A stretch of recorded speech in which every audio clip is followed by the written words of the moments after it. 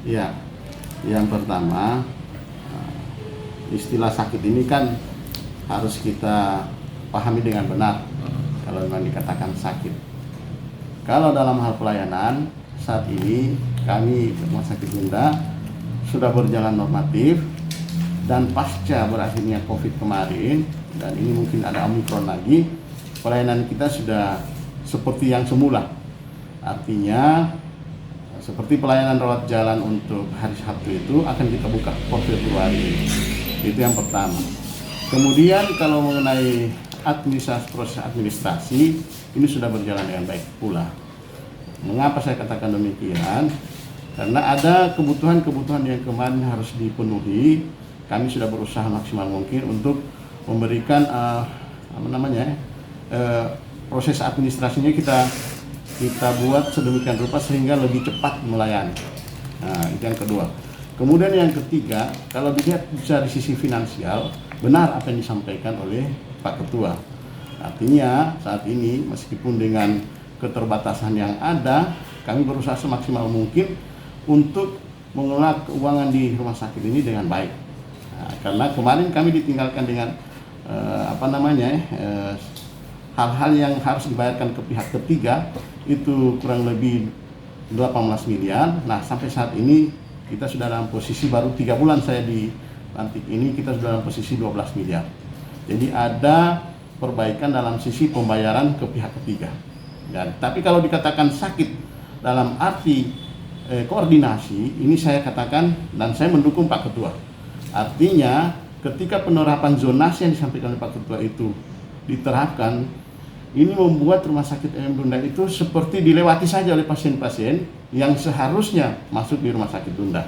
Jadi kata sakit di sini harus dipahami dengan benar. Sakit dalam arti bahwa ketika ada kebijakan dari pihak Dinas Kesehatan Provinsi dalam pembagian zonasi, otomatis automatically itu sangat-sangat membuat Rumah Sakit Bunda ya seperti hanya dilewati saja. Mungkin istilahnya sakit Pak Ketua seperti itu. Sehingga apa? Angka kunjungan kita ke rumah sakit tentu berkurang. Karena misalnya pasien dari rumah sakit dari wilayah Garut, dari wilayah Bolmut, kemudian yang harusnya dia masuk ke Rumah Sakit Bunda, karena ada penerapan sistem zonasi tersebut, kita hanya dilewati. Nah, ini menjadi catatan buat pihak di provinsi untuk memperbaiki zonasi ini, sistem zonasi ini. Karena ke depan ini malah dari Kementerian Kesehatan bahkan pihak BPJS itu akan menghapus, Pak. Yang pertama saya katakan demikian karena BPJS akan menganut istilahnya dia tidak ada lagi pembagian kelas 1, 2, 3. Kita akan menerapkan untuk ke depan ini, awal tahun ini itu istilahnya tinggal KRIS. KRIS itu artinya kelas rawat inap standar. Jadi tidak ada pembagian lagi kelas 1, 2, 3. Karena kelas 1, 2, 3 itu dasar pemberlakuan dari zonasi, sistem zonasi tersebut.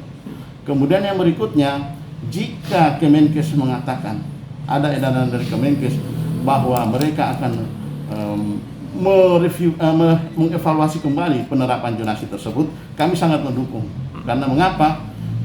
Pemberlakuan sistem rujukan itu tidak adil terhadap masyarakat, misalnya yang di seputaran Rumah Sakit Bunda. Mereka merasa tidak adil. Kita kok di Rumah Sakit Bunda dekat dengan faskesnya, fasilitas kesehatannya, malah kita dirujuk ke Mutajam. Ini kan tidak masuk akal. Secara logika saja, orang yang tidak berpendidikan pun sudah tahu pasti itu tidak masuk akal. Iya. Mengapa? Karena mereka membutuhkan justru pelayanan kesehatan yang sifatnya cepat pelayanan. Mengapa sistem zonasi ini malah membuat masyarakat pengguna layanan kesehatan akan lebih menderita lagi? Jadi hanya karena pembagian zonasi bukan? Iya. Jadi kata sakit itu kalau Pak Ketua maksudnya dalam karena sistem zonasi yang berlaku sekarang, dan insya Allah ini akan dihapus, Pak. Karena ada pernyataan dari pihak BPJS maupun Kementerian Kesehatan. Ya, Kementerian Kesehatan dalam satu sisi dia akan memperbaiki sistem rujukan. Jadi sistem rujukannya tidak lagi melihat dia tipe rumah sakit kelas 1, 2, 3. Sementara BPJS dia akan memberikan klaim hanya kepada satu kelas saja, yaitu kelas rawat inap standar. Bagaimana dengan kenyamanan para pasien, utamanya fasilitas dan sebagainya? Ya, sempat juga disinggung kemarin, Pak. Kalau kenyamanan pasien, karena dengan sistem zonasi tersebut, otomatis tidak memberikan kenyamanan pada pasien.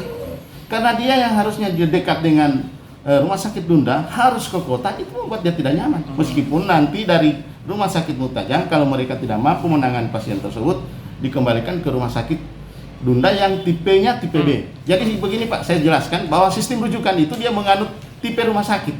Nah, sementara ke depan, kalau pemberlakuan kelas rawat inap standar itu diberlakukan, itu tidak kenal lagi itu sistem rujukan begitu.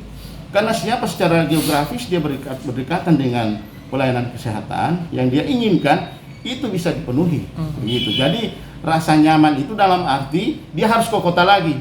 Bahkan meskipun dia harus ke pasien-pasien yang sering kami terima di rumah sakit ini, pasien yang harusnya masuk rumah sakit Dunda, tapi dia dirujuk ke rumah sakit, misalnya ke rumah sakit Otanaha yang di wilayah Pak Ketua di Batu ATS, dia harus ke sana, dia tentu merasa tidak nyaman. Masa saya punya rumah sakit Dunda yang saya banggakan, maksudnya itu, masa harus saya ke Otanaha? Nah, begitu juga dengan orang-orang, pasien-pasien harus ke rumah sakit Ainun dulu, kemudian ke Dunda.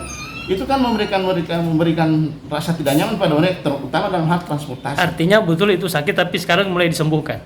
Sakit dalam tanda kutip Pak, sakit dipahami bahwa dengan sistem zonasi membuat rumah sakit Dunda sedikit kewalahan. Dan ini akan kita coba perbaiki dalam arti mungkin ke depan pihak dari DPRD yang diwakili oleh Pak Ketua ini akan mengundang kita untuk membicarakan bagaimana sistem zonasi ini pemberlakuan.